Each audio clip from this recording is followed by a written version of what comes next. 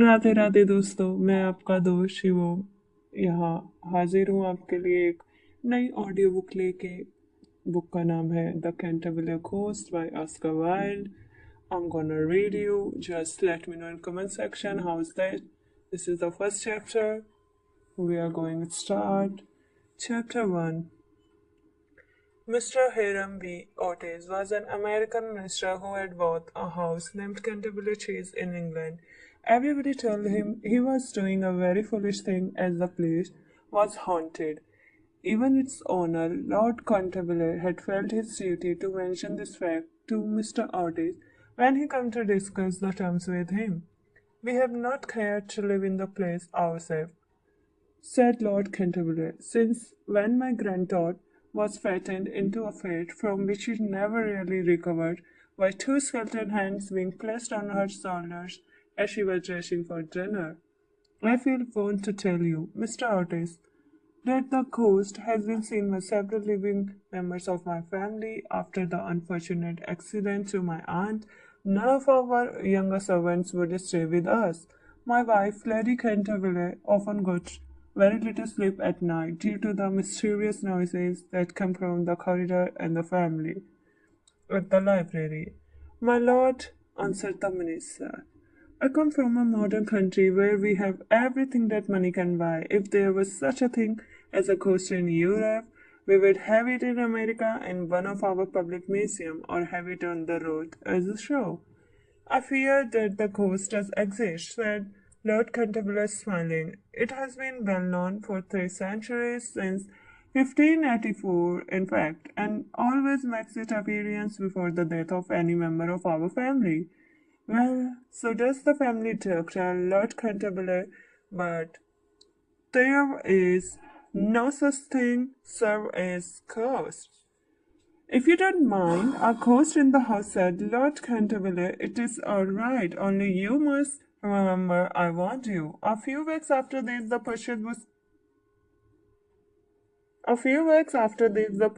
concluded, and in July, the minister and his family, Mrs. Otis, the eldest son Washington, their daughter, Miss Virginia, and two sons called the Star and Stripes, went down to live at Canterbury Chase. Canterbury Chase is 7 miles from Ascot, the nearest railway station. Mr. Otis and his family started in four-wheeled carriage to reach their new house. All were in high spirits. It was a lovely July evening, and the air was delicate with the scent of fine birds. As they entered the avenue of Canterbury Chase, the sky became suddenly overcast with clouds. A large group of crows passed silently over their heads, and before they reached the house, some big drops of rain had begun to fall. Sounding on the steps to receive them was an old woman. She was neatly dressed in black silk with a white cap and apron. This was Mrs. Omne, the housekeeper. At Lady Canterbury's request, Mrs. Otis had consented to keep her in former position. She made them each a low courtesy as they alighted and said in old-fashioned manner, I bid you welcome to Canterbury Chase. Following her, there was the library, which was low room. Here they found tea laid out them. They sat down and began to look around. Suddenly, Mrs. Otis caught sight of a dull red stain on the floor, just by the fireplaces. She said to Mrs. Omni, I'm afraid something has been spilled there. Yes, madam, replied the old housekeeper in low voice. Blood has been spilled on that spot. How horrid! Cried Mrs. Otis. I don't at all like blood stains in sitting room. It must be removed at once. The old woman smiled and answered in the same low voice.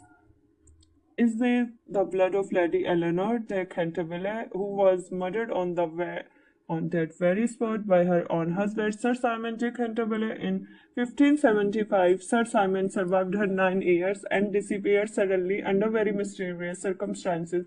His body has been never discovered, but his guilty spirit still haunts this house. This blood stain has been much admired by tourists and others and cannot be removed. That is all nonsense, cried Washington Otis. Pinkston's champion stain remover and Paragon detergent will clean it up in no time. Before the terrified housekeeper could interfere, he fell upon his knees and rapidly rubbed the floor with a small stick of what looked like a black cosmetic. In a few moments, no trace of blood stain could be seen. I knew Pinkerton would do it, he exclaimed triumphantly as he looked round at his admiring family, but no sooner had he said these words than a terrible flash of lightning lit up the room. A fearful peal of thunder made them all start to their feet, and Mrs. Omni fainted. What a monstrous climate, said the American minister calmly. He lit a long chair rod. My dear Hiram, cried Mrs. Otis, what can we do with a woman who faints? Charge it to her like breakages, answered the minister. She won't faint after that, and in a few moments Mrs. Omni certainly come to. There was no doubt, however, that she was extremely upset. She sternly warned Mr. Otis to beware of some trouble coming to the house. However, Mr. Otis and his wife warmly assured her that they were not afraid of ghosts.